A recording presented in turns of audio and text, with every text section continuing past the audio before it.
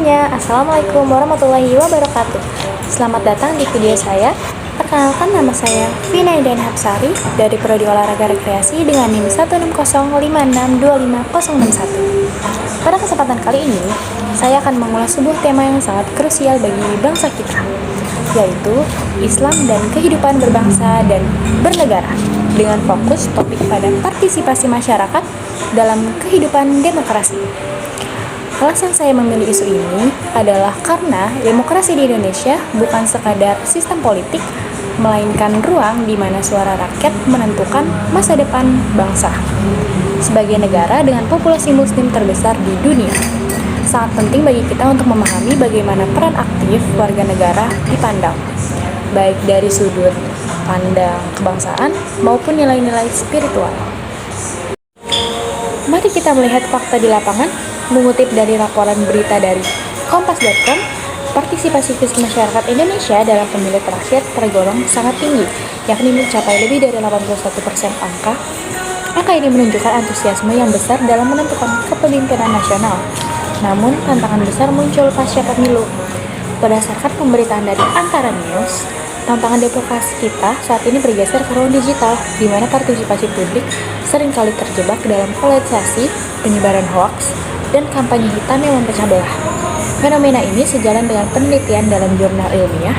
Yang pertama, Jurnal Politik Profetik volume 9 nomor 1 yang menegaskan bahwa partisipasi politik dalam Islam bukan hanya sekadar mencoblos, melainkan proses mengawal keadilan sosial secara berkelanjutan.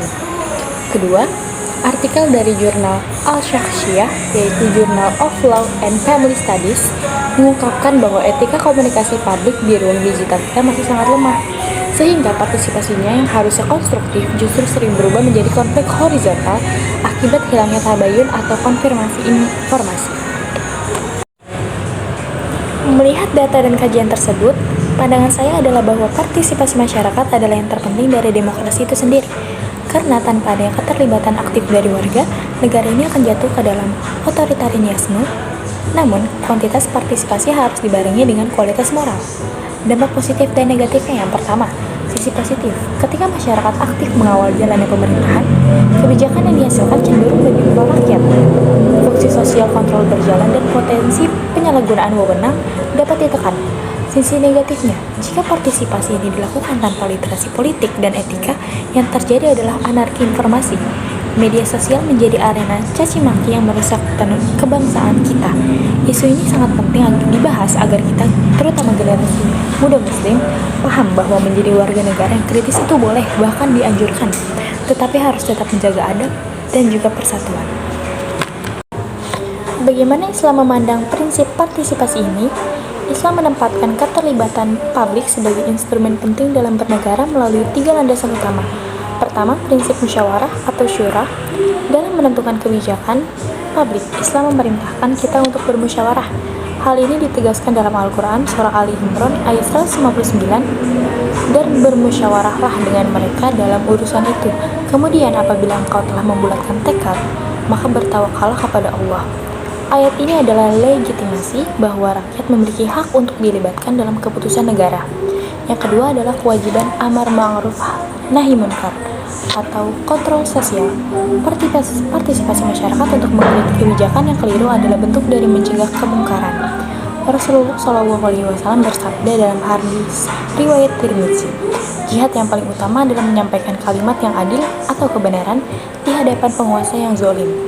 Ini adalah mandat bagi umat Islam untuk tidak bersikap apatis terhadap ketidakadilan. Yang ketiga adalah etika menerima dan menyebarkan informasi atau tabayun. Agar partisipasi dalam demokrasi tidak menimbulkan fitnah, Islam memberikan rambu-rambu ketat dalam Al-Quran surah Al-Hujurat ayat 6 yang berbunyi, wahai orang-orang yang beriman, jika seseorang yang fasik datang kepadamu membawa suatu berita, maka telitilah kebenarannya atau tabayun agar kamu tidak mencelakakan suatu kaum karena kebodohan atau kecerobohan. Ketiga dalil ini menunjukkan bahwa Islam menghendaki partisipasi yang aktif, berani menegakkan kebenaran, namun tetap berbasis pada data yang valid dan etika yang mulia. Sebagai kesimpulan, partisipasi masyarakat dalam demokrasi bukan sekadar hak politik, melainkan kewajiban moral yang bernilai ibadah di dalam Islam jika dilakukan dengan niat yang benar dan cara yang santun.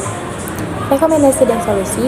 Yang pertama, pemerintah harus terus menyediakan ruang dialog yang transparan dan aman bagi warga negara. Yang kedua, kita sebagai masyarakat, terutama umat muslim, harus meningkatkan literasi digital berbasis nilai-nilai Islam. Jangan mudah terprovokasi hoaks dan sampaikan kritik dengan argumen yang cerdas, bukan dengan makian. Mari kita wujudkan Indonesia yang tidak hanya demokratis secara sistem, tetapi juga bermartabat secara moral. Terima kasih atas perhatiannya. Wabillahi taufiq wal hidayah. Wassalamualaikum warahmatullahi wabarakatuh.